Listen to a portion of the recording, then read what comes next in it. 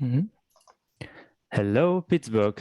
Guten Tag, Berlin. My name is Nikolai, Project Manager International Business in Digital Business Association Berlin-Brandenburg, and I'm going to moderate this event today. My colleague Magdalena is also here with us and ready to help you out in the chat. Magda, please wave your hand. For those who haven't heard before about SIBB, we are the regional digital business association that unites more than 270 small and medium IT enterprises and involved into various federal and public projects, including scientific projects, our own deep tech startup accelerator, and international projects. One of these projects is our Project Point Out, co-financed with Berlin Senate, Department for Economics, Energy, and Public Enterprises.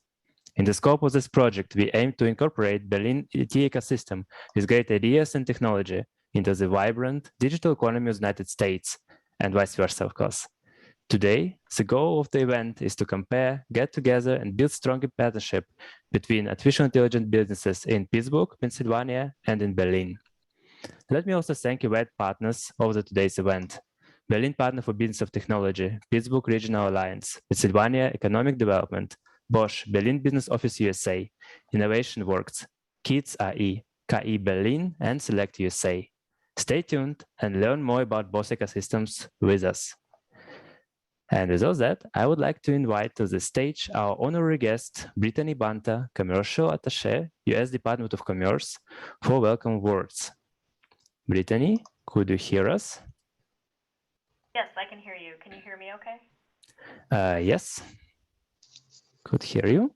Sorry if my audio and video don't sync up. Well, first of all, thank you for the introduction, and good morning to everybody in Pittsburgh, and good afternoon to SIBB and members. My name is Brittany Banta. I'm the Commercial Attache at the U.S. Embassy here in Berlin. And here today with me are my colleagues Jana Dorband and Christine, who represent Select USA, which is part of the U.S. Department of Commerce's National Trade Administration. One of our key roles is to highlight the strength and importance in that role to help continue fostering investment in emerging sectors by German companies. The United States is incredibly diverse with the world's most attractive consumer market, a thriving culture of innovation, and one of the most productive workforces in the world.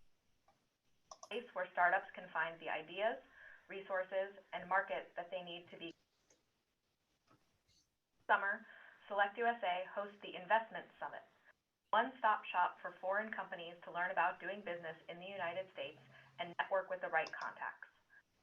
The Select USA Tech program that takes place at the summit provides opportunities for startups and novel tech companies like yours to participate in tailored workshops focused on pitching, fundraising, and financing, and also includes sessions on investment opportunities. This year, the summit will take place as an in-person and virtual hybrid format from June. Registration is already open, and I invite you to visit selectusa.gov to find out more. If you have any questions about the Select USA Investment Summit program, Select USA Tech opportunities, or growing your business in the United States, then Jana, Christine, and I are happy to connect with you after today's event. Hope you enjoyed today's presentations, and I would like to thank our friends from SIBB, State of Pennsylvania, for inviting us to participate. Okay. Brittany, thank you a lot. I would like to remind that on the Select USA last year, SIBB was one of tech partners, and we really like to stay there, and we would recommend this event to everyone who would like to dive deeper into US economics. And okay, let me do this. And for welcome remarks, I would like to invite David Moock. David? Hello, hope you can hear me. Yes, we could hear you. Okay, perfect. Good morning and good afternoon. My name is David Moock. I'm Pennsylvania's authorized investment representative, also based in Berlin. Yeah, my main task is to work with German companies like Jana and Brittany and her team to help them expand and explore Pennsylvania. And yeah, Pittsburgh and the AI story in Pittsburgh is really one of our hot topics. And we see a lot of interest and attraction. And today with all these participants, I think this is really a winning story, and I hope that this can be the start of a collaboration between Berlin and Pittsburgh for long term. So I would like to thank everyone who is involved, especially SIBB for organizing this. I hope we can network afterwards, and I hope there's a lot of follow-up for me to do. So thanks everyone, and yeah, welcome from my side. Yeah. Sorry, David, I kind of missed the introduction. So with you, it was David Moock, Authorized Investment Representative of the Commonwealth of Pennsylvania. And thank you for being partners with us. And we're also looking forward to a lot of follow-ups. Thanks, Nikolai. And let me pin another member from Pittsburgh. So Michael Harding. Michael Harding is with us today to provide an information about the artificial intelligence landscape in Pittsburgh, the birthplace of artificial intelligence. So let me invite to the stage Michael Harding, Senior Director, Business Investment, Pittsburgh Regional Alliance. Michael, stage is yours. Thanks, everyone. Hi, and thank you for joining us. So good morning, good afternoon, good evening, from wherever you're beaming into. We are so excited to sort of have this event with our friends in Berlin. And when we were first asked to sort of help bridge the two AI ecosystems, what better place than Pittsburgh, the city of bridges, where we have over 400 bridges here in our own city. So I thought what I could do is give a little overview to the Pittsburgh region itself, and then let's really dig into sort of that core AI ecosystem that obviously we're here to talk about today. So without further ado, let's learn who Pittsburgh is. Here we go. So our region, what's really cool about the Pittsburgh region is that we're actually made up of 10 counties. So you have Pittsburgh and you have a surrounding metro of 10 counties that make up about 2.5 million people here in the US. And that puts us at about the 23rd largest market in the United States, which is pretty significant when you think about access to talent, resources, and amenities. We're really fortunate here in the Pittsburgh community to have a really robust pipeline of talent coming into university. So we have about 34 colleges and universities awarding four-year degrees, which kind of makes up that millennial population thereafter, as you see here. But we're fortunate, if you expand beyond that, to have nearly 80 post-secondary opportunities to train our workforce into jobs like AI. And so we also like to brag that amongst all of these facts, we're the birthplace of artificial intelligence. And we'll get a little bit more into that later with our friends at Carnegie Mellon. So where is this place? So Pittsburgh is sort of uniquely positioned. And if you look here on the slide, we're within about 500 miles strategically of almost half of the US population. So when you think about supply chain logistics, access, strategic timelines for communication, being on Eastern Standard Time, as well as an opportunity for leisure to pop on a quick flight or a short drive to have access to all the amenities that the Eastern Seaboard cities afford us. We're also really proud of the fact that within the Pittsburgh area, we now have an incredible opportunity with our new airport coming online. So having even more access to international flights and more amenities for folks coming into the region, we're just making that access even more strategic going forward. So what's happening here? We've always been an R&D hub. And when you think about Pittsburgh, I think a lot of people go back to the industrial era. But what's always been present beyond that is this heartbeat of entrepreneurship. And when you think about our global ecosystem, we've actually ranked 25th, or in the top 25, excuse me, of global markets emerging in their ecosystems. So we're harnessing that power for good. And so we're focused heavily on STEM. And again, this influx of young, fresh talent tackling sort of these Industry 4.0 and artificial intelligence problems really fits well in the Pittsburgh region. So let's double click on that. What's this innovation ecosystem that we're here to talk about today? So we really call ourselves, we're not a one-trick pony here in Pittsburgh, is a saying we like to say. And so when you look across all industry verticals, not only do we have core tenets of strength in things like energy and business, life science, but really this emerging ecosystem around artificial intelligence, autonomous vehicles, robotics, machine learning, largely in part to our history in the region, having such a strong focus in Carnegie Mellon and Pittsburgh, University of Pittsburgh, we've always had research that's then being commercialized in a really pragmatic way.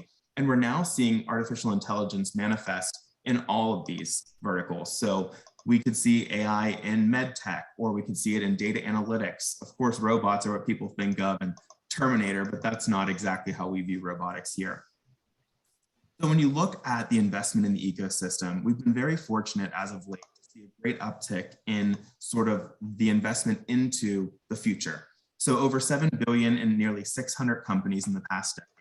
And when you think about that compounded with research dollars, which is a whole separate pot of money, over 12 billion in the last decade invested into research in all types of fields. And so Pittsburgh being sort of the pragmatic work city that it is, we're not doing this research in a vacuum. We're deploying it in real time in our city. So when you think about autonomous vehicles sort of canvassing the streets and looking for red lights, or maybe it's actual robotic arms to help people get things done in the factory of the future, we're working on all of these solutions, and we're also even sending things to the moon. So there's really no place where we stop when we think of artificial intelligence, and we're really proud of that. And to touch on sort of this R&D powerhouse, in the United States, we have what are called a tiered system for research institutions. And so R1 is the top designation for research that can graduate to commercialization and IP production. Most US cities don't have one R1, and we have two. Not only do we have two, they actually abut each other. So what you're staring at here is a segment of Carnegie Mellon's campus, and then the tower in the background is actually the University of Pittsburgh. And just on the far left, you can start to see the skyline of the city.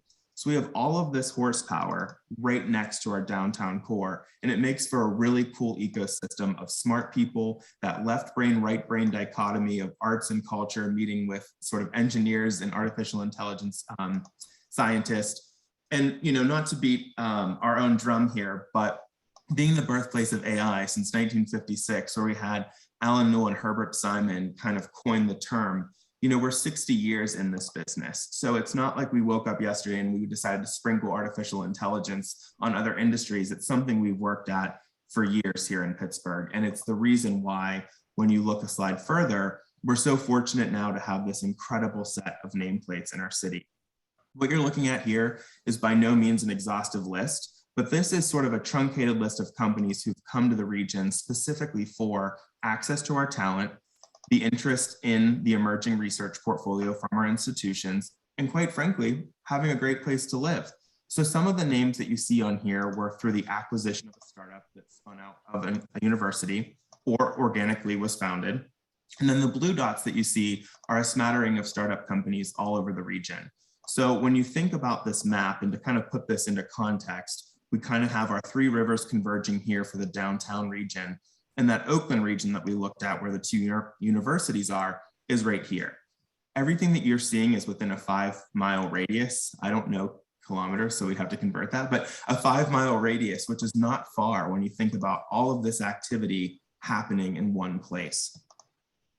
So I won't bore you with headlines, but we're getting some good press, and we're excited to see the attendance today to talk about Pittsburgh. But what powers all this innovation? People. And we've always been so proud of our world-class talent here in Pittsburgh. So again, almost 80 post-secondary institutions, and now an even bigger focus on sort of this reskilling and upskilling of the workforce for the future. All of the names you saw on that previous slide couldn't be here without access to top talent.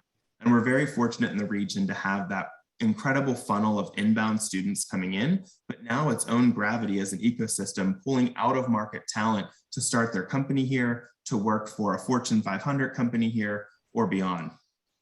So we've seen incredible growth specifically in the tech sector in the past few years. And when you benchmark that against others, we're in a place where we're having this high quality of talent. So you get access to some top thinkers who still have a quality of life in the region that is sort of work play. We're not always just working, even though sometimes it does seem like that. And we're fortunate here at the PRA to have a talent team that also focuses on pipeline programs, access to employers, and keeping very current on trends. So when we think about sort of the workforce of the future, how do we make sure that that's a workforce for all? Artificial intelligence, I think, because it seeps into all those industries we looked at, is really going to call upon everybody. And so while we need the PhDs and the folks in robotics row working on those hardware and software solutions, we also need the business managers, the HR directors, and everyone in between to actually make true robust businesses possible here in our city. The final thing I'll leave you with is that we're not all robots in Pittsburgh. We like to have fun too. And so the reality is we're very fortunate, on top of our AI ecosystem to have amenities like world-class museums, bike trails, a restaurant and beer scene that can't be beat. And so coming to our city, not just as an employee, but as a citizen, is really a fun opportunity. And you know, hopefully one day we'll be walking down the street hand in hand with these robots. We're not sure. But until then, we wanted to give you a little slice of our artificial intelligence ecosystem. And thank you so much for your time today.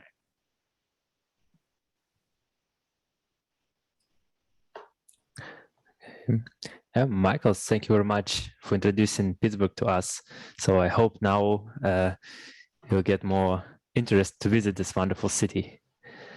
And I would like to give the stage directly to the counterpart of Michael.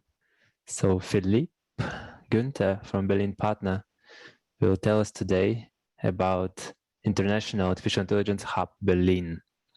So Phillipp, let me pin you. Yeah, now everyone could see you. So Phillipp, stage is yours. Yeah, great. Thank you, Nikolai, and great presentation, Michael. I'd love to come and visit. Yeah, thank you everyone for your interest and the opportunity to share with you some insights into the Berlin AI ecosystem. My name is Phillipp Günther. I'm the AI Innovation Manager at Berlin Partner, and we are the Economic Development Agency of Berlin. Looking at Germany, there's a large variety of AI clusters, hubs, networks, doing an amazing job in connecting and supporting their regional AI ecosystems. What we believe distinguishes Berlin is that it's the most international AI and startup hub and the most mature AI ecosystem in Germany. 1 out of 5 startups in Berlin was founded by international entrepreneurs. Almost half of the employees of Berlin-based startups have an international background, and more than 1/3 of the AI experts in Berlin come from abroad. It's a mature AI ecosystem built on excellent, long-standing AI research in both basic research and the fields of application. In Berlin, you'll find 2 out of 6 national AI competence centers, the Bifold with a focus on basic research, and the German Research Center for AI focusing on human-centric and applied AI. Also, the Berlin Center for Digital Transformation, bundling excellent AI research of 4 Fraunhofer institutes based in Berlin.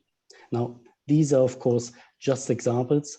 There are, of course, many more research institutions with a focus on AI, and I share our website later where you can find more information.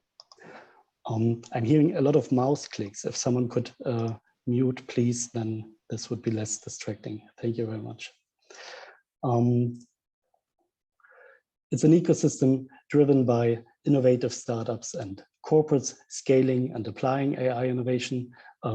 Reuter AI as an example, and a startup in the field of privacy tech with the mission to protect every identity in the public, and also a solution here that's been awarded with the Deep Tech Award 2020.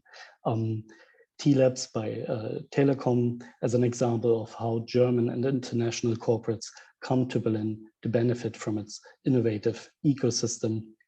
One focus area here is on the application of AI and projects on Open RAN, cybersecurity, quantum computing, and 6G. And there's the Federal Association for AI. It represents the interests of AI companies on a federal level, and it also uses its network to help connecting and strengthening the European AI ecosystem. It's an ecosystem sparked by hubs and innovation labs that facilitate collaboration and networking. There's the AI Campus Berlin by Merantix that opened in April last year. It's a not-for-profit space for researchers, startups, and corporates right in the heart of Berlin. Another example, the WHO Hub for Pandemic and Epidemic Intelligence that launched in September. Based in Berlin, it will serve as the global collaboration platform to prepare, detect, and respond to pandemic and epidemic risks. And it found strong regional partners, Charité Berlin, and the Center for Artificial Intelligence and Public Health Research by the RKI. That's the German Public Health Institute. So that center itself launched in January last year. So there's, if you like, a sub-ecosystem on pandemic and epidemic intelligence growing here as well.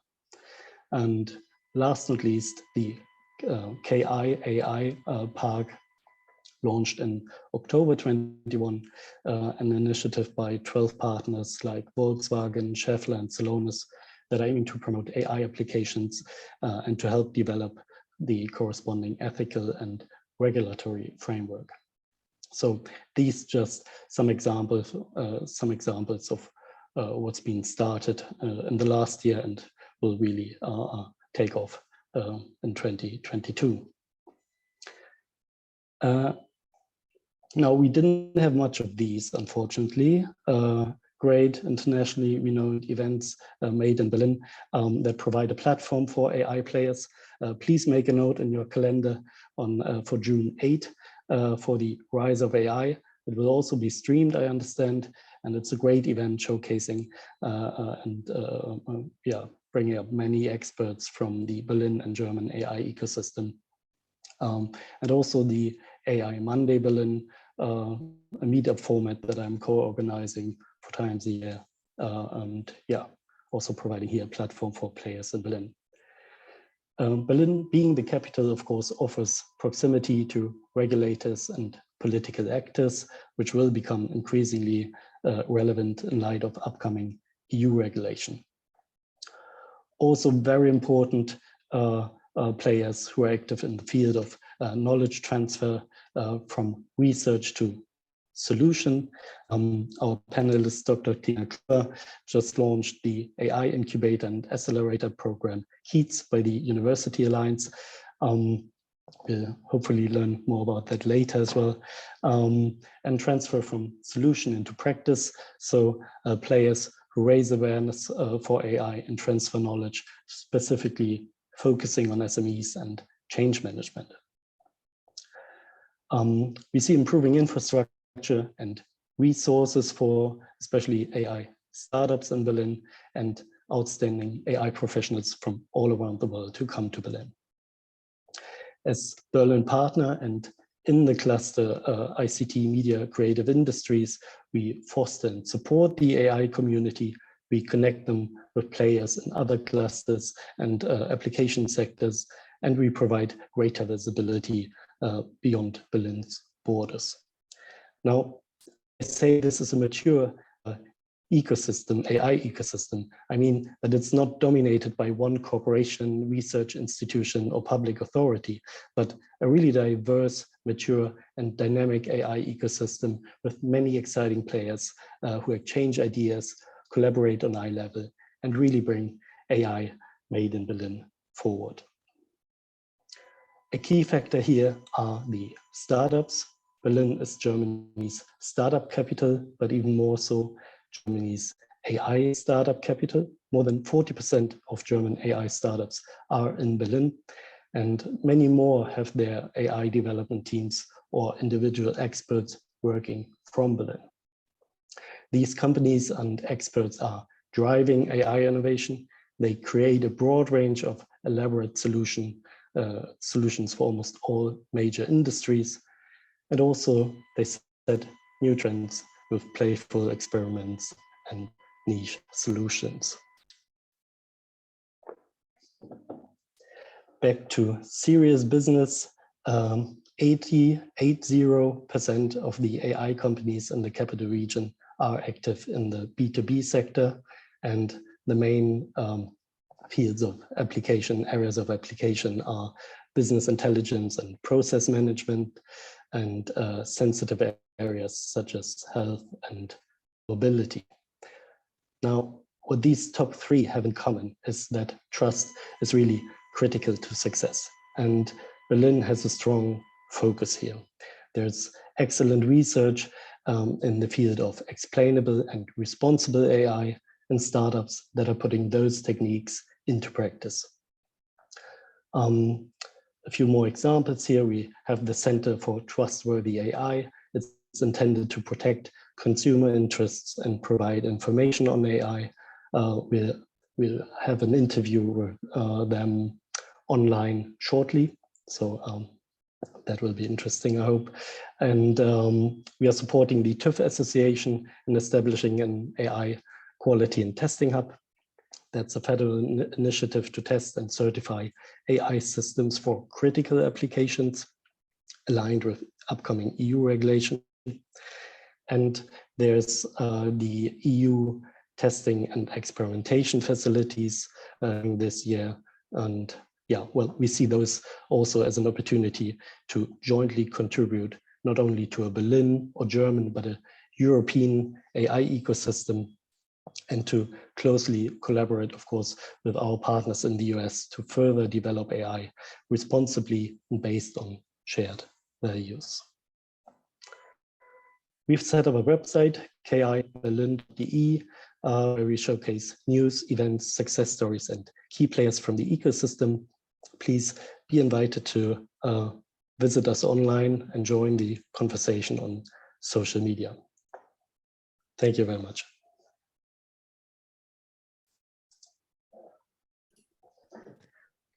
Philip, thank you for the presentation and providing us with an overview of Berlin. I also invite you to write into the chat about that upcoming event you mentioned, and all the information about Berlin partner. And actually, Michael, if you have also anything you'd like to drop into the chat, please feel free to do so. In the meantime, I would also maybe pin you, Michael, for a moment. So if anyone has some questions to Michael or Philip, please feel free to write them now into the chat. We have 1 minute to answer at least one question from the audience. So if you have any general question about Berlin or Pittsburgh, or if you would like to highlight something to the presentation, let us do so. Okay. Please don't be shy. Also, I would like to inspire you to write your LinkedIn to the chat, introduce yourself to others. That's also great. I guess we could move forward then to the next stage of our event. At the meantime, guys, you have received an overview. You received an idea. How does it work with artificial intelligence in both Berlin and Pittsburgh? And let me pin our experts and moderators for the upcoming panel. Just give me a short moment.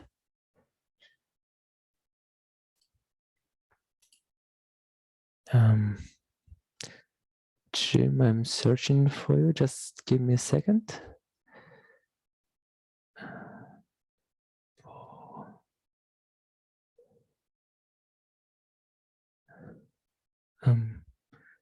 Okay, Jim, could you just say something so we'll be on the top of my chat? Ah, here. I'm right here. Super. Does this super. help? Yes. Yeah. Okay, great. My company name is very long. Yes. Sorry for the small technical inconvenience. So let me introduce our wonderful moderator for today's panel, Christopher Martin, direct from Bosch in Pittsburgh, has agreed to moderate panel, putting artificial intelligence to work. So Christopher, Chris, stage is yours. Well, thank you very much. And as was said earlier, good afternoon or well, good morning still, and good afternoon, good evening to everybody. On a personal note, I very much miss, having spent a lot of time living and visiting Germany, I miss seeing these faces in person, and look very much forward to both hosting you back here in Pittsburgh, but also very selfishly getting back out to have a beer with each of you in the Berlin area sooner rather than later. So again, it's my privilege to moderate today's panel. We have a couple of excellent panelists here that I'll quickly introduce to you. So we have Dr. Tina Kluwer, is a recognized expert, manager, and technical ambassador for the topic of AI and its implementation in business. As director, she heads KEYS. We heard about that already a little bit before, the Artificial Intelligence Entrepreneurship Center. KEYS is an initiative of science and startups, the network of startup services of the Berlin universities and Charité Universitätsmedizin Berlin. Before the launch of KEYS, which I hope I'm pronouncing correctly for the members of the audience, got a thumbs up from our expert. She was the founder and CEO of Parliament GmbH, or GmbH, however I should go in English or German on this, the company focusing on automation and customer service using AI and speech processing. After the successful exit of the business, she led its 4 sister companies as technical director. Thank you very much, Tina, for joining us. We also have Jim Rubel from InnovationWorks. So Jim is a software portfolio executive at IW, or InnovationWorks, Pittsburgh's region's largest seed stage venture capital firm. In that role, he works with early stage software startups in the region to help them attract funding and talent, as well as helping refine their product and market strategies. His previous roles have mainly been in startup technology and product management, most recently as chief technical officer of an education technology company based right here in Pittsburgh. Welcome, Jim, also virtually, of course, and also look forward to having that in-person beer together with you in Pittsburgh. So we heard a great deal about the regions from Philip and Michael. But maybe I can start with you, Tina, and ask, from a practitioner, from an entrepreneur, what would you say the most, say, interesting, unique aspect of working in Berlin that makes it special, that makes it attractive, that makes it the go-to place for you as an entrepreneur in the field of AI? Yeah, thank you. First of all, thank you for the nice introduction, and I'm very happy to be here today with you. Also, yeah, I mean, we have heard a lot about Berlin already, and I think what's quite important about the city is that it's inside of Europe. It's quite a melting pot. So we have from every kind of direction coming young people into the city, and that generates a certain vibe that also is very special for the startup community, which was also mentioned by Philip already. So we have most of the AI startups founded in Germany are founded in Berlin. And I think the whole ecosystem here is evolving quite fast because of, yeah, basically many young people coming into the city from different countries, but also because we have the big universities. I mean, we have 4 universities and several other colleges here in the city, and together there are so many bright and smart researchers investigating artificial intelligence and computer science.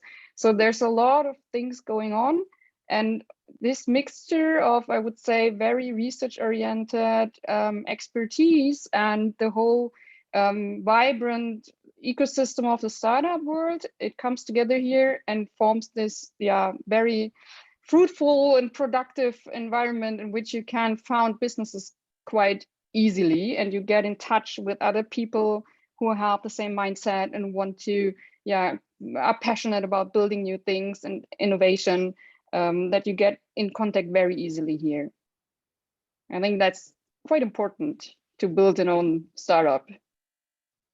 Absolutely. And Tina, well, I haven't spent as much time in the Berlin region as I have in Stuttgart, where Bosch is headquartered. I have to say, in my own experience, all of that the intellect and the energy and the culture that is really unique and to Berlin. It's not only in Germany, but also globally, one of the most dynamic cities. I know that's kind of an overloaded word that people use sometimes, but I mean, just I would, every time I would go there, there would be something majorly different. And better and improved and amazing. So thank you for sharing that also for our global audience.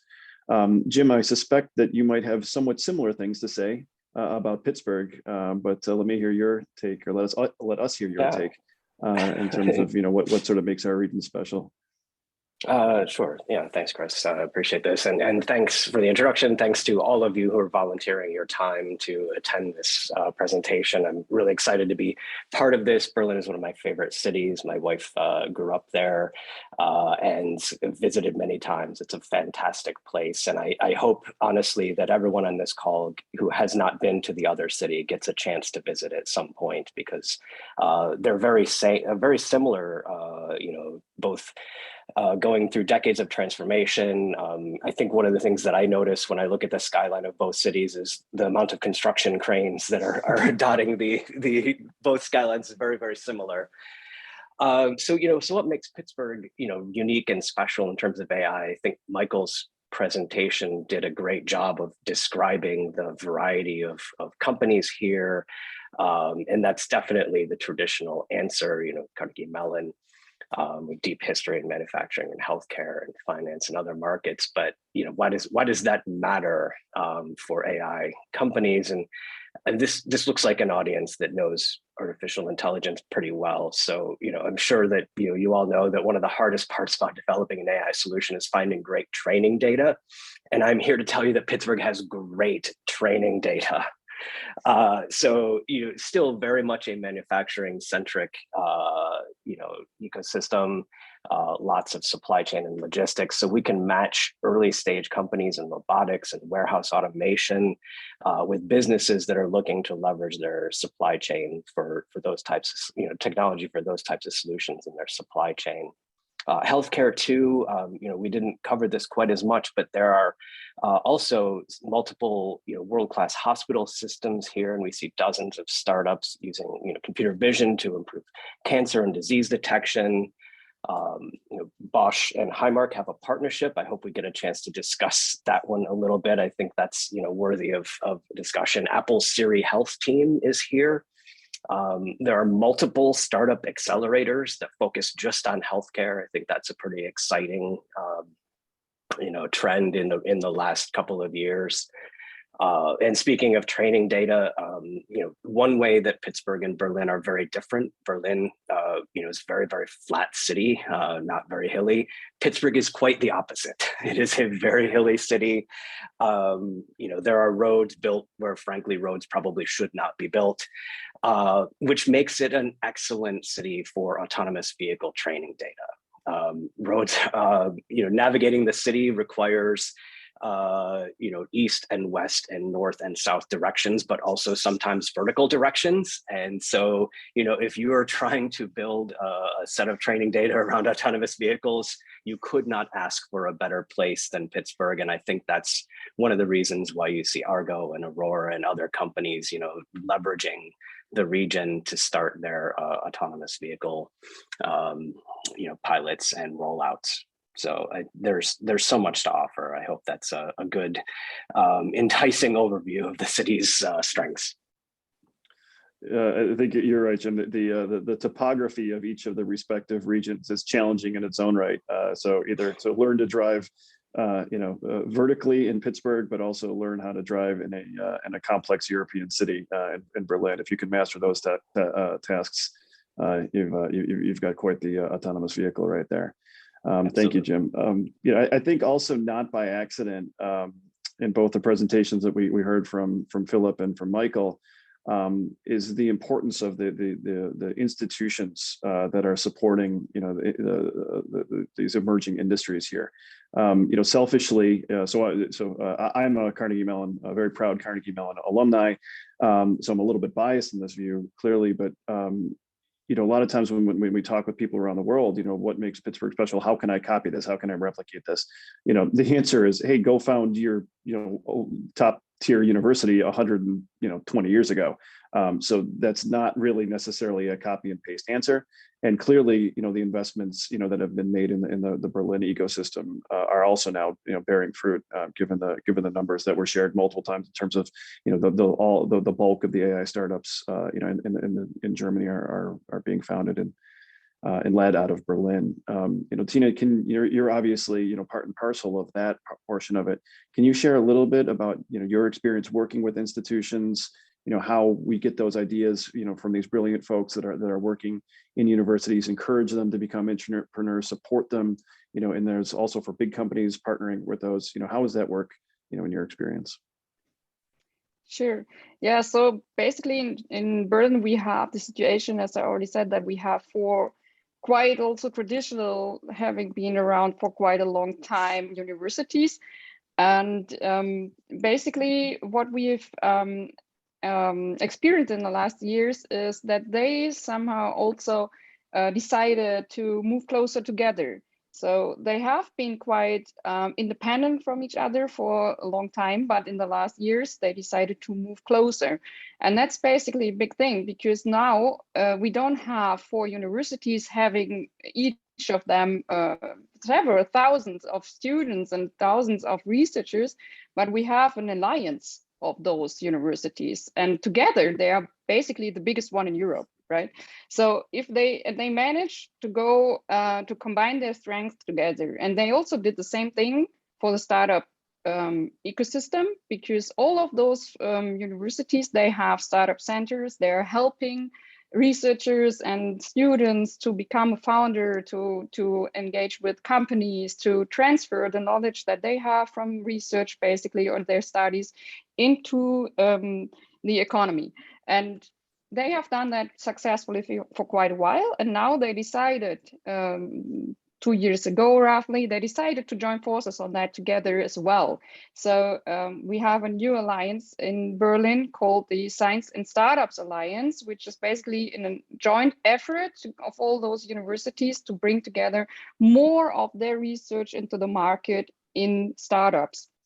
And that's basically something which is pretty successful, because now you can also leverage on, I would say, joint expertise, right? You can bring together teams from the different universities. You may find someone who's interested in founding a business in University A, matching perfectly with someone from University B. So all those joint efforts to bring together people, it's one of the most successful things they can do together. And basically, it's also one of the crucial things from our experience that you need to do to bring ideas and research from research into the market, because you need to combine together the people who have the passion and the ideas to drive that forward. And this matchmaking is so important to leverage the further success. So that's basically one of the things that we do and that we focus on, to bring together people and to find those people who are interested in, kind of loving the idea of founding a business. Often you have the case, especially with the researchers, that they kind of like the idea of founding a business, but it sounds so abstract to them. So they don't really know what to do, and it feels also maybe a little bit risky, because it's a totally different way to live and work, to work. So we support them in that too. Yeah. So this is a lot of work going on from our institutions to bring together, brought together to find those people who are actually the ones who want to found a business. And then after we this phase, and where we really in the early phase try to support them, we have several other instruments, taking them by the hand, fresh AI startups to help them, because usually if you have people founding businesses from research, they're first-time founders. They're not like serial entrepreneurs, doing that for the 4th or 5th time. It's their first time to do that. And there's, of course, things you need to know. You need a totally different expertise to found a business than to write a research paper. Yeah, so basically that's also where we go in and we support with all the help that we can do, from knowledge side, from the knowledge point of view, but also from the skills point of view, and to bring them together. And of course, also we have a quite good reputation in getting public funding for teams starting businesses in the AI sector from the universities. I think that are the most important 3 points to support people. Absolutely, and so Tina, I talk about learning new things every day. Actually, I did not realize what you mentioned at the beginning of your remark. If you, this alliance representing such, I think you call it the base, effectively the #1 university in Europe, which is something that individually certainly is aware of the capabilities, but not aware the power of joining forces in that regard is really incredible. And even again, also just speaking from very briefly from Bosch perspective, even though of course, the traditional heart of Bosch is in Southwest Germany, the Berlin software campus that we have there represents a critical part of our talent acquisition strategy as well. It's one of the really the hubs that we have for software engineering and development talent as well. So really a critical part of Bosch's footprint in the nation too. Jim, I think you can also speak very much, given your perspective and role at InnovationWorks. Pittsburgh, if we reflect back, 10, 20, 30 years ago, I think we were continuously playing, if I may say, a little bit of second fiddle to our friends over in Silicon Valley in terms of, the ability, and even in places like Boston with MIT, the ability for the universities to get this incredible innovation that was coming out of them, and people would take it with them and go to the West Coast or these different innovation hubs because there was sort of that lack of support system that Tina mentioned. Starting a business can be scary. How do I do this? Are there other people in the region? Forget everything around the VC perspective about it. And I think that your organization, InnovationWorks, has done a great job. And now we see, whether it's University of Pittsburgh, of course, Carnegie Mellon, there is so much more happening as this innovation comes out of the university. Can you say a little bit about your perspective on how this is we're doing this increasingly effectively in the region? Yeah, no, thanks. As with any startup, getting support at the very earliest stages is critical for being successful at later stages. And we at InnovationWorks, being a very early stage focused venture capital firm, bring funding to the table, but also talent and connections. Pittsburgh is a big, small city, and it's very easy to make those types of connections. Everybody's one. For those of you who are familiar with the 6 degrees of Kevin Bacon metaphor, I always say that Pittsburgh is a one bacon town. Everybody's kind of one person connected to each other. So we, as what I like to say is the hub in the Pittsburgh startup ecosystem, are able to make those types of connections with early stage companies to businesses that are looking for innovation, or potential customers or mentors, or potentially other funding. And over the years, we have really formalized some of this support. We have the Alpha Lab accelerators, one of the oldest accelerators in the world, and that's here. And now, InnovationWorks alone operates 3 startup accelerators, one for software in Alpha Lab, one in hardware, and then one in life science now. And I think there's, at least 7 that I know of in just Pittsburgh, 7 accelerators. So all of those bring sort of formal support and structure around these early stage businesses. And we talked about Carnegie Mellon and Pittsburgh and University of Pittsburgh and how close they are physically to each other. That generates a lot of collaboration and some exciting innovation just between that. And they both have, strong technical programs, obviously, but I think one of the things we haven't talked about here is they both have very strong business schools. And, it's one thing to start a company as, pure, just from the technology perspective, but you really need the ability to apply it and solve, real world problems with these novel technologies that you have. And both schools bring entrepreneurism and business focus as well. And that's, I think, something that makes us unique, is that, we have not only really strong technical programs and AI specific programs, but also very strong business and entrepreneurship directly within those 2 universities and a lot of other universities in the area. There's a lot of exciting things going on. I think that last thing you mentioned too, around the development of the business schools here in the region, is really important for those of you that, again, will hopefully host you for a tour one of these days. Carnegie Mellon campus, as we sort of mentioned before, hills and bridges and all that kind of stuff make expansion a little bit difficult, but somehow they figure out a way to do it. The new facilities for the School of Computer Science, called the Gates Building, looks directly across the street to the new quad for the Tepper School of Business, and I think that is not by accident. That the ability to get folks from different disciplines again, in one of the leading universities, is clearly critical to that joint innovation to unlocking this potential out of the universities. Again, and credit to InnovationWorks to helping to do that. So maybe I'd like to come back to that point. Jim, one of you touched on some of the capabilities that the organization has. In preparation for this meeting, I was just kind of clicking around the InnovationWorks website, and I can remember back when I was in Germany, 15 years ago, doing the same thing. I'm like, what's this InnovationWorks thing? And there was a lot less on the website back in the day than there is now. One of the things that I think that also this platform or this conversation gives us is the chance to recognize the opportunity that our respective home markets gives to the other. If I can, I'll just kind of tee off the conversation a little bit. Of course, Bosch, we work in the mobility sector, and now we see, so many, the first office oftentimes for some of the startups that come out of in our region, it's you start here, and then that first office is over in Germany, especially in the mobility space.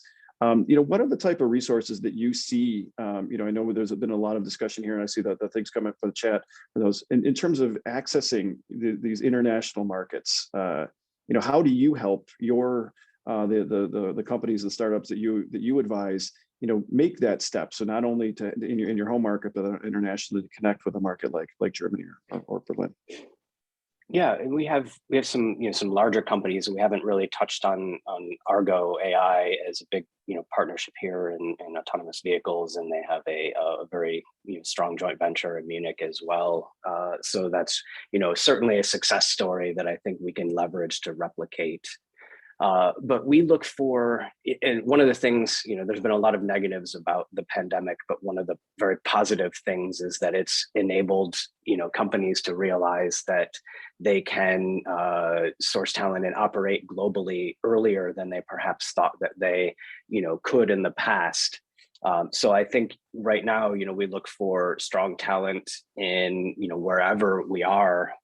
And so both Berlin having a very strong AI development capability and software development capability, as well as Pittsburgh being sources of talent for not just companies headquartered here, but companies that are headquartered all over the place. So we try to, wave the flag about the source of talent here. And I think we see, Microsoft and Apple and Facebook, building offices out here in just the last couple of years as a reflection of the skill there. And I know all of those companies have Berlin offices as well. So I'm excited about these types of conversations, because these are the seeds that we plant that support future collaboration and companies opening up offices in each other's area in the future. Jim, that paradox that you mentioned to me is one of the things we're going to be figuring out for a long time. So in one sense, like place somehow doesn't matter when we're virtual, but on the other hand, it matters more than ever if we look at things like real estate, or where top talent chooses to live and put down roots. And I think that both of our respective regions clearly we've got a lot to offer there. Tina, what about you in terms of what's your thought in terms of what the coming years and the market opportunity, how we connect up entrepreneurs into the region? How would you recommend that people kind of get started as they want to think about expanding their presence internationally? So you mean like people coming to Germany? It's always something that we look after quite carefully, because it's of course super interesting if you're in Europe. We all know that Europe has kind of small countries, right?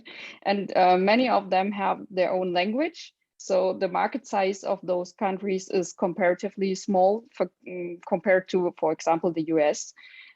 So I would say that every German startup in Berlin and Germany in total kind of has an international viewpoint on the market from the very beginning. So I think that's always super important to a young company. But I also think that the other way around is quite beneficial, because if you think about entering the European market, I think Berlin is a very good point to start. we have several opportunities here, and also in this case, again, we have providing structures like the German accelerator, for example, that can support, and others. So there is a lot going on international exchange already, but I also want to mention that, or emphasize what Jim said, because I think also the bigger companies that you just mentioned, many of those already have offices in Berlin too.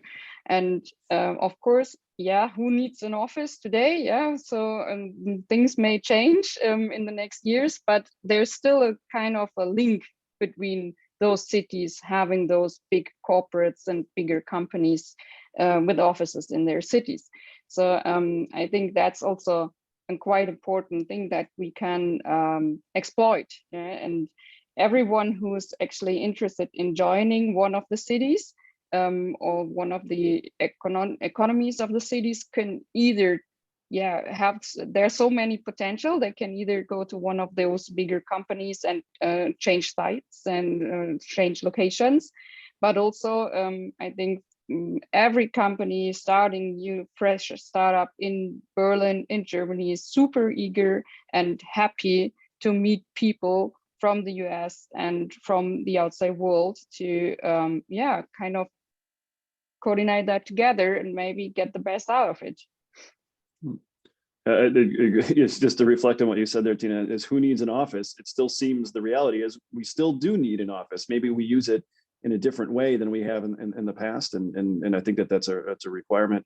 But the reality is the physical place, still matters to people. And even if the office is a little bit more of a more sharp tool rather than a 9 to 5 place you show up at, I think that getting immersed in a city's ecosystem and culture is still top of mind, I think, for the talent we're all looking for to try to recruit and retain, and offering a high quality of life to people is key to that, for sure. Nikolai, maybe I'll look to you for a second. I've been seeing various chat bubbles as I look at my iPad over here. Are there any questions or comments from the chat that you'd like to highlight here? At the moment, people just invite to follow their pages. Okay. And there are also, no, I don't see questions to you at the moment. Okay. No, but actually it's a good, please people, write now questions to the chat. We are happy to answer. Well, it looks like we have about 7 minutes left here. So Tina, I'm gonna come back to you one more time. Again, from the introduction, we heard from Michael and Phillipp, just amazing, some of these numbers and the development of our respective regions, and some great developments. Do you have a particular favorite, success story from all this to kind of put a little bit of a point, especially to, again, maybe it's something that somebody can learn from, or an amazing development, or just something, from you personally? Yeah, of course, there are several younger companies that are not grown up just now. They're quite successful and super impressive stories. I think what Phillipp already mentioned is Brighter AI. It's an example that I also love very much because it's a company which is a very European thing as well, with those regulation markets. But having companies like that and products like that, they actually enable us in that regulated market to have anyway innovative and great products, securing individual freedom, right? So, and that's one of the examples that I love very much. But there are others. For example, the healthcare application, the app ADA, who's quite successful, right? So they were founded in Berlin, and they have obtained funding more than 100 million, and that's actually not that easy to see for artificial intelligence companies, right? So it's still, in artificial intelligence, it's still not that common to have very high investment rounds. And this is also one of those examples that I really love to talk about, because it's quite impressive. Yeah. So I think we have several of those very interesting companies originating from Berlin in different markets. Most of them are B2B, That's true. We don't see so much B2C in Germany and not in Berlin as well, but in the B2B market, especially also in the healthcare market or in sustainability, we see a lot now coming up, very interesting and innovative business models we have. Also in the younger teams that I'm actually dealing with now, I see there's a lot new generation of climate securing and abilities and applications are quite interesting. And I think that certainly cannot be by accident, Tina, what you mentioned, that a lot of this, the startups and the entrepreneurs play to the strength of the region. You mentioned, obviously Germany being, whether it's the strength of the B2B market that you highlighted, it's probably not an accident that this is the case, that some of the most successful entrepreneurs tap into that capability, probably based on what we've all grown up from.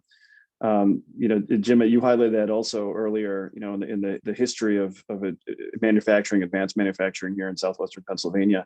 Do you have a favorite success story or two that you'd like to share?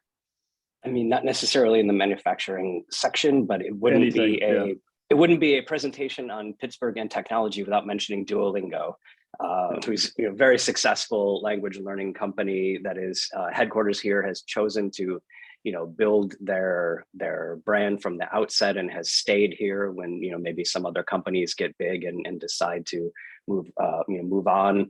I think one of the other things that unites Berlin and Pittsburgh is that the two largest language learning business to consumer apps in the world, Duolingo and Babbel, are each based in each other's cities. So we have those two things in common as well. We both have unusual strengths in business to consumer language learning as well. But it's been a great example of an organization that started out of university, started with maybe a slightly different mission, the CAPTCHAs that you all end up getting frustrated at and trying to find pictures of fire rods and fire hydrants and things, were the original genesis of the Duolingo team. So I would say that's certainly a success story, and another one of those a model that we hope to replicate in the future. And they're all of so many of us, I think, working in this area in Pittsburgh. We've had various touch points with Louis Van Ahn and the Duolingo team, and so it's one of those things where it's, to use a sports cliche, you see it once and it's there.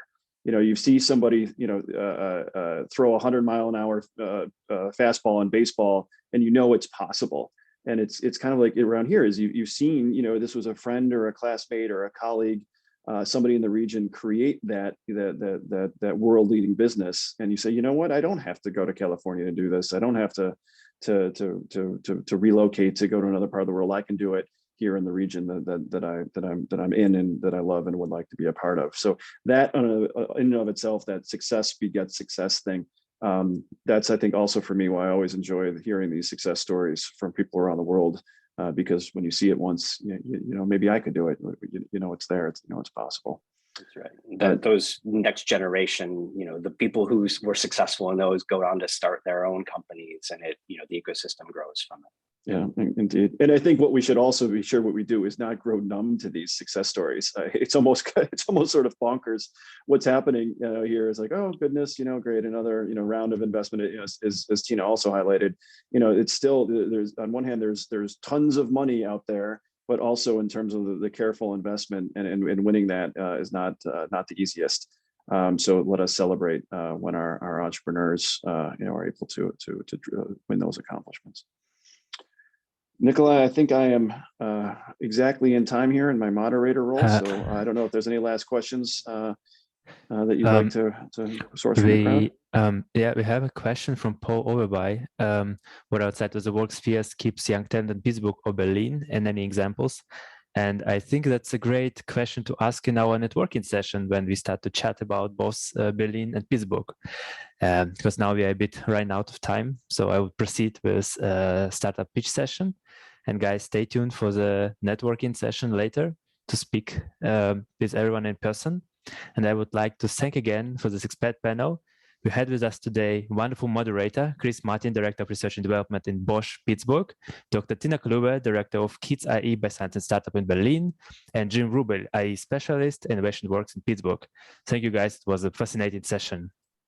Thank you. And now let me start quick with our pitch session. And I would like to ask, we have, unfortunately, Anna from UNA just excused herself. There is some emergency happened.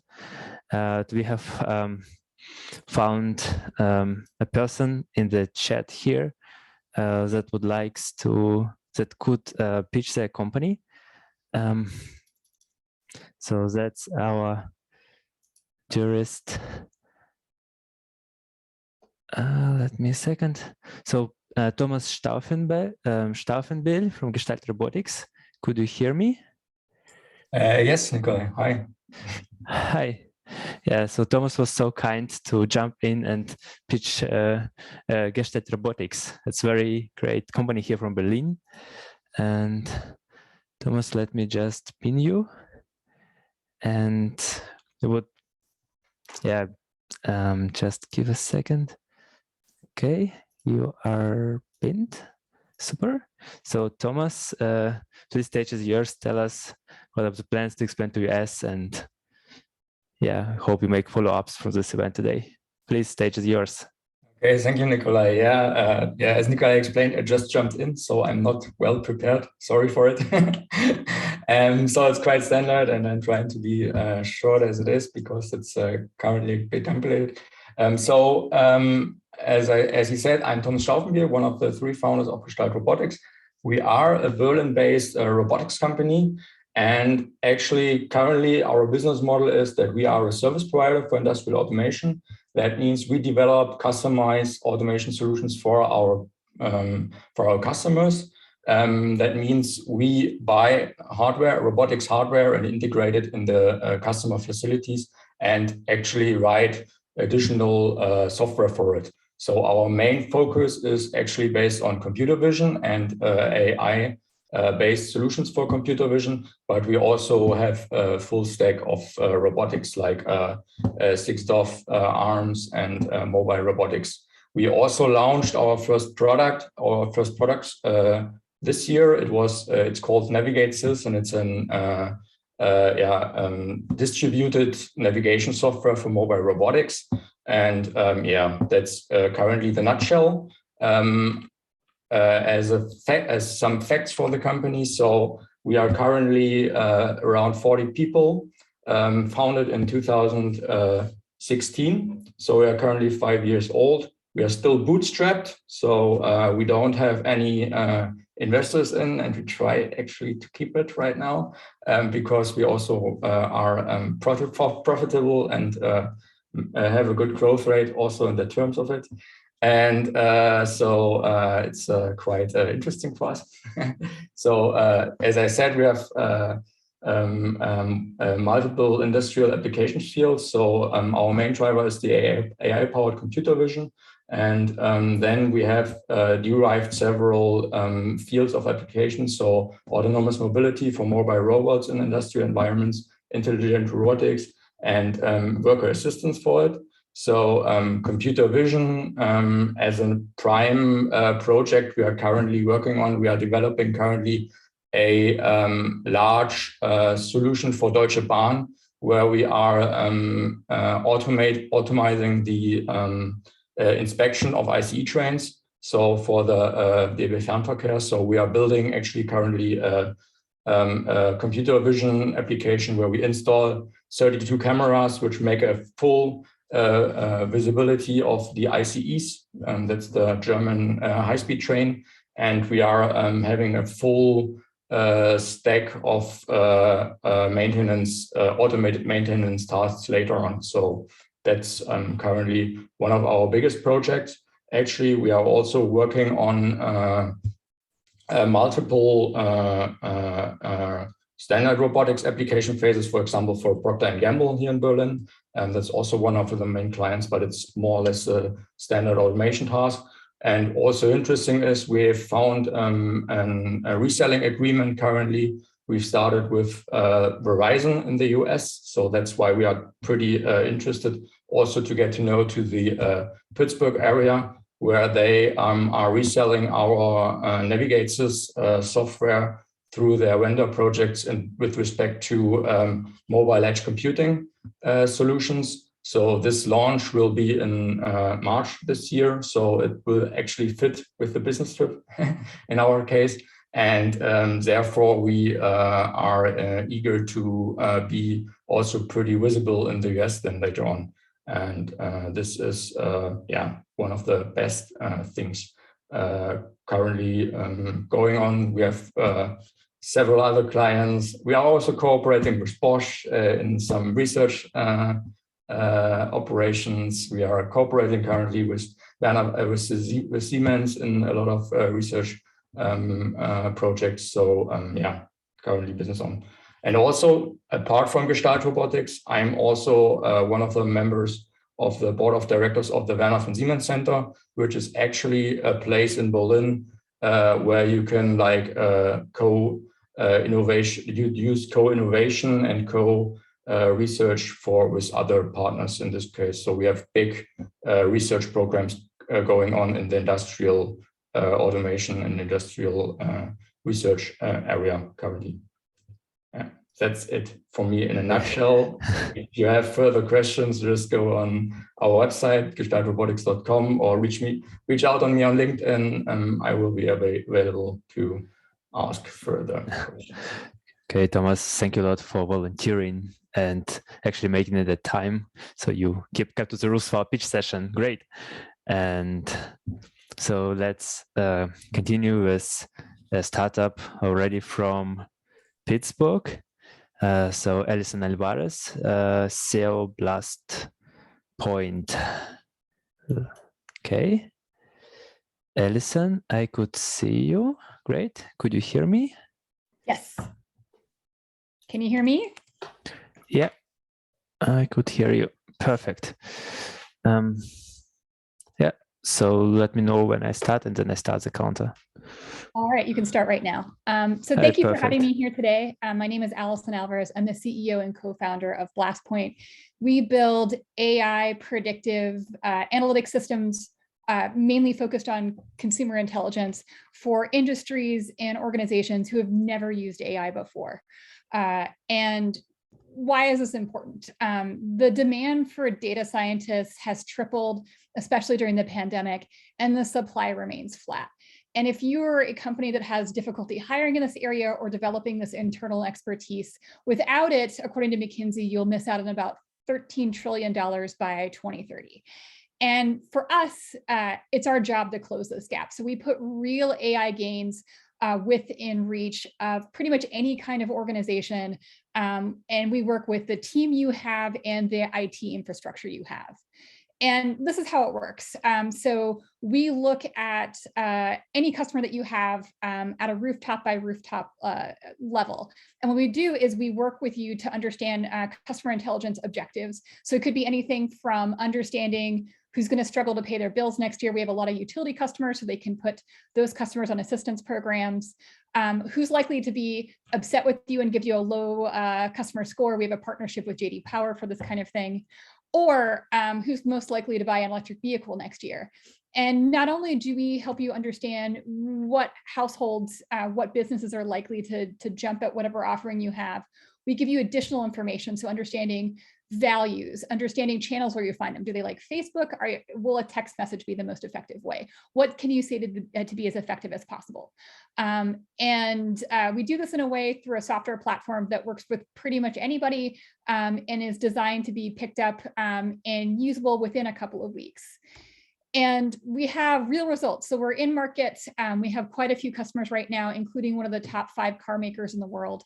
Our results include anything from introducing new products, boosting customer engagement over 700%, increasing program enrollment, understanding how to get those payment in full rates up. We work with tons of customers here in Pittsburgh, but also lots of companies internationally, including Energy Australia. And the reason I bring this up is because one of the reasons we stand apart from our competitors is that we really care about regulations around data privacy. So it's designed to be auditable, GDPR compliant. We protect data privacy as much as possible, and it's designed for equity. So you don't only get information on the customers who are likely to pick up a program, you can also see the ones that are unlikely. So you can understand if there are gaps in adoption so you can address it proactively. I have an amazing team. I want to say that my co-founder and I met at Carnegie Mellon University when we were both students in grad school at one of the Connects workshops. And we found the infrastructure here to be really important in supporting and building our business locally. And I want to thank you guys so much for having me here and letting me introduce myself. And I hope we can stay in touch. Listen, thank you a lot, and wonderful. And I hope you find your partners in Berlin also on this event already. And yeah, thank you. And let me proceed with the next pitch session for today. So Akinwande, I have pinned you. Okay, Alison, could you stop screen sharing? Okay. Okay, thank you, Alison. Okay. Okay, Akinwande, founder Simon Sai. Let me know when to start your counter. Hi, can you hear me? Yeah, I could hear you well. Okay, awesome. Then you can go ahead and start the counter. Done. Go ahead. Yes. Hi, I'm Moock Nwande. I co-founded Sermonis AI, an intelligent concierge company. We develop SaaS that's stronger than Siri plus AI. You can ask questions using natural language and search documents, emails, the internet, and more. Introducing Guru, an intelligent concierge, making your smartest employees even smarter.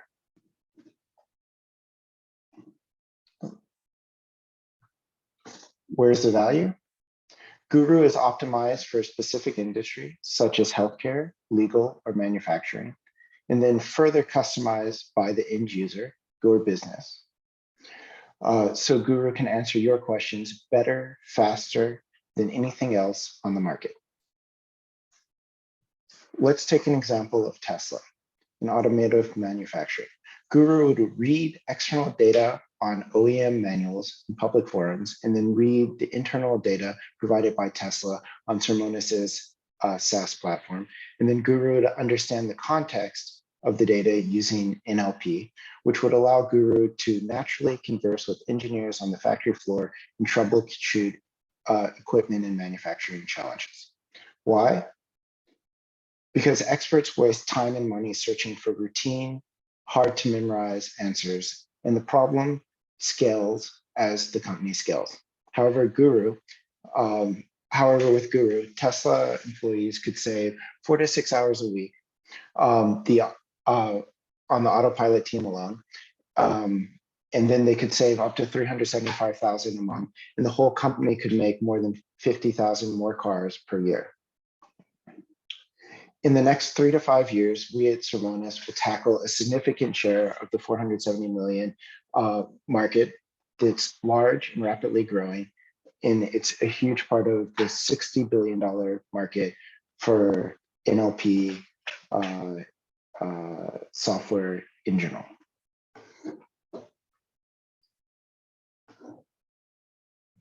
The current market is rapidly growing, and it's creating a huge portion that's estimated to be at 15 billion.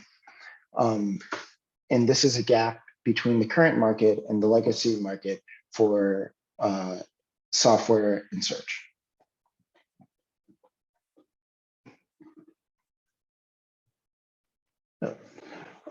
There are alternatives that exist, but none of them have the same technology, none of them have the same security, none of them are competitive, and they don't have the same stage of growth.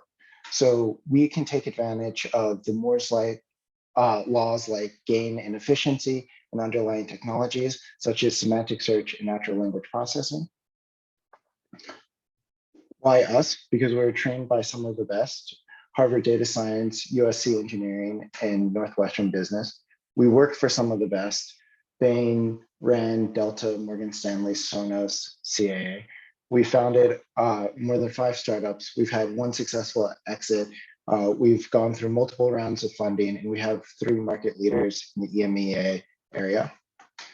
We're a kick butt team that's able to cover several of the bases from project management to engineering and data sciences, all in-house. We have a great set of partners, such as NVIDIA and Graphcore, who are leaders in NLP hardware. We have a very simple business model that's razor plus razor blade, and we go from end to end with our clients. We already have traction over 100,000 in grants, plus term sheets and subscriptions that are out. And we're just asking for anybody who would like to have a demo today. Thank you for listening. That's Simonis AI. Hi, Günther, thank you for your pitch. And let me up a video of our next startup to pitch. So, dear Burko, could you hear me well? I do. Super. So I have pinned you. Now everyone could see you, and please share your screen. Can you see my screen? Yes. Okay, just let me know when you would like to start. Sure, I can start. Okay, great. So Burko Akinci, founder, LeanFM Tech, Pittsburgh. Thank you. It's yours. Well, hello, everybody.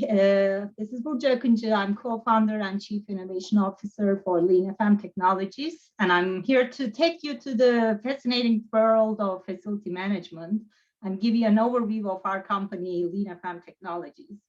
LeanFM provides advanced prescriptive operation analytics for energy savings within facilities.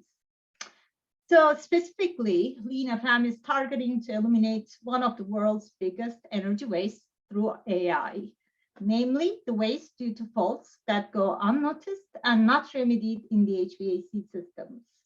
This waste amounts to $50 billion a year in the US alone, and it constitutes to 4% of world's energy usage. At LeanFM, we target eliminating this waste, improving operational and energy efficiency in facilities, and ultimately enabling facilities to become autonomous systems, just like cars. How do we do it? LeanFM does this by integrating digital twins of facilities with a variety of AI algorithms. It utilizes the existing sensors already within the building automation systems and merges the data that is collected from those sensors with the facility information in the drawings to generate a digital twin of a facility. Then the system utilizes this digital twin as the background or as the context and runs hundreds of AI algorithms to not only identify faults, but also highlight the root causes of those faults. With that, it calculates the energy waste associated with those faults. As a result, LeanFM provides reliable, actionable information to facility managers to help them in prioritizing their activities. So if I can, okay. We have the privilege to work with a variety of customers. You see them on this list. LeanFM Prescriptive is currently deployed in 8 states and 2 continents, and we're able to deploy our software remotely and hence are able to easily install it anywhere in the world. Our funding history is composed of non-diluted NSF SBIR grants amounting to about $1 million and seed funding from angel investors and incubators amounting to about 1.3 million. We're currently getting close to closing the second round of seed funding. Our leadership team synergistically brings strong expertise and combine more than 50 years of experience in technology development and facility management. We hope that we can work with you all in building this extraordinary company and revolutionizing the facility management industry with your investments and networks. Thank you. And dear Burko, thank you very much. And I really hope you find any partner or more contacts to enlarge your network in Berlin, Germany. Okay, so let me. Okay, I hope now everybody could see me. And let me introduce you what's going next. There are 5 breakout rooms created at the moment, and you're all randomly assigned to this room, say uniform, no specific names. And I invite you to turn on your cameras, turn on your microphones, do some muscle stretching exercises. Come on, you need to talk now and you need to network. That's networking time. So make your Zoom as large as possible, make it full screen for the best user experience. And what's most important, you have now some button that will bring you to a breakout room. So I hope that in a moment I see you in breakout room and you'll be ready to introduce yourself. So let the session start.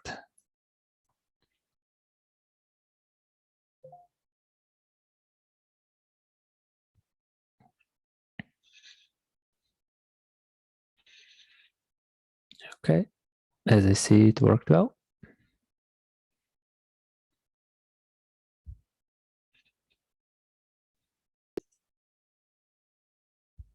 Welcome back. I have heard an active interest in the breakouts, and I hope it was a very helpful opportunity for you.